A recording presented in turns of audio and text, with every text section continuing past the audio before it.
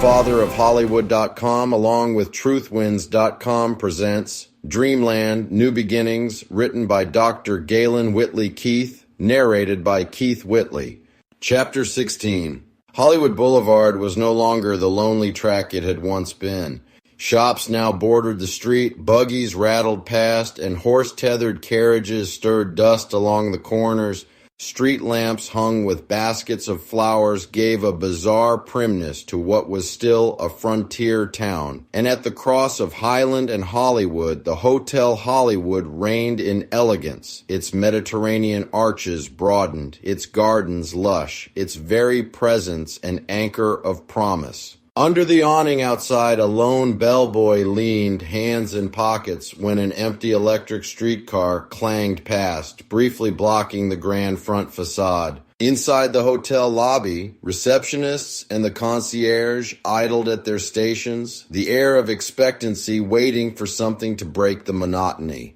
Outside, in the tropical garden among roses and palms, Hobart Johnstone Whitley, 63 now and softened by time, but still resolute, spooned marmalade across toast beside Gigi, vibrant at 41, stirring her teacup with grace that had never lost its luster. They read their newspapers in companionable silence until Gigi lowered her teacup and broke it. What if we offered an attraction, she mused. A concert. Perhaps Carrie Jacobs Bond singing her own compositions. It might bring day trippers from Los Angeles. Whitley smiled faintly. Yes, it might, but day trippers do not plant roots. What we need is sustained growth. Hollywood requires an industry, Gigi. Industry is what makes a city endure. Pittsburgh has steel, Chicago its meat packing, Detroit the automobile, and what have we? Only citrus groves and sunshine. Steel meat machines, she shuddered delicately. All frightfully loud, grimy trades. They would ruin the beauty we have preserved here.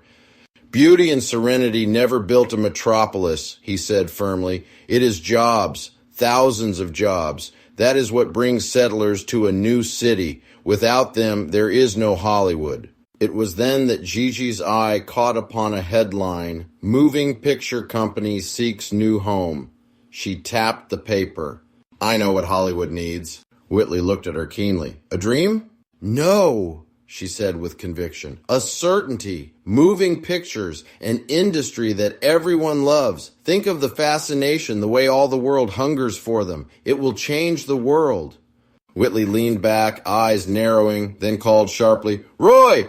Roy Milner materialized, notepad in hand. Wire this David Horsley, Bayonne, New Jersey. Invite him to Hollywood as my guest at Hotel Hollywood Presidential Suite. Tell him I would be pleased to discuss business at his earliest convenience. Yes, sir, Roy dashed off. Whitley looked back at Gigi, and for a long moment his smile softened, the hardness in his eyes melting.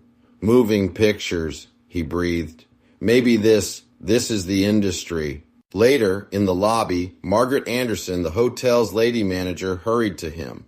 Mr. Whitley, you asked me to inform you when David Horsley arrived. He has just checked in. Whitley turned just in time to see a heavy-built, dark-mustached man with one glossy black prosthetic hand in place of his left march purposefully toward the doors. Whitley followed him outside. Need help finding your way, sir? The man paused, surveyed him with curiosity. I am aiming for Thaddeus Fletcher's photography studio. Do you know the place?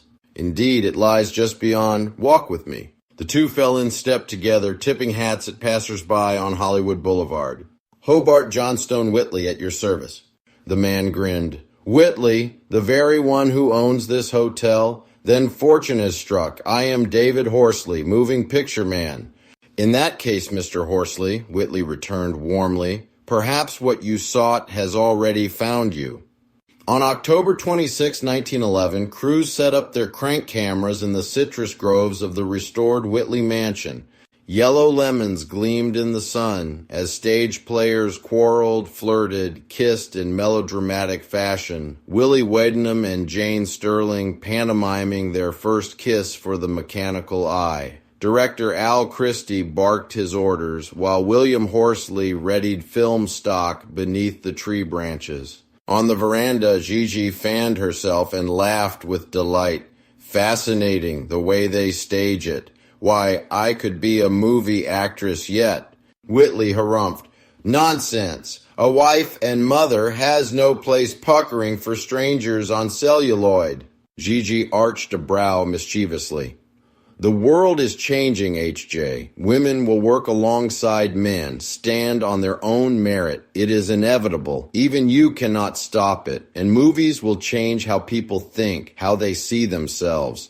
Whitley shook his head with bemused affection. May heaven send us the right people to helm it then. For what power such images may wield, they must be guided true. The first reels were amazing. And the light of California, golden and unrivaled, shimmered on that fragile strip of film. Horsley was overcome. This is it, he declared. This light, this climate, this valley, it is what we have been seeking. Hollywood is our future.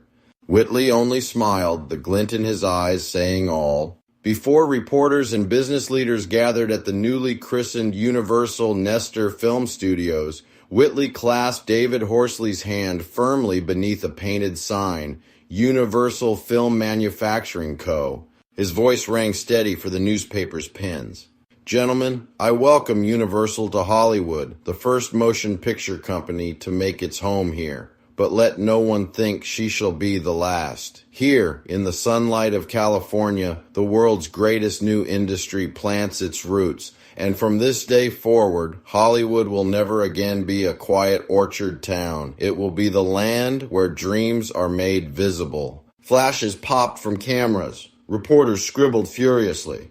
Behind them, groves of lemon and orange stretched into the distance as if to bear silent witness. Gigi stood a little apart, her heart swelling. She slipped her hand over her husband's arm. It is just as I knew, she whispered. A dream, yours, mine, God's own, taking shape before us. Whitley swallowed, his usually firm voice catching. Then let it be known, Hollywood is no longer only a place. It is a promise to the world.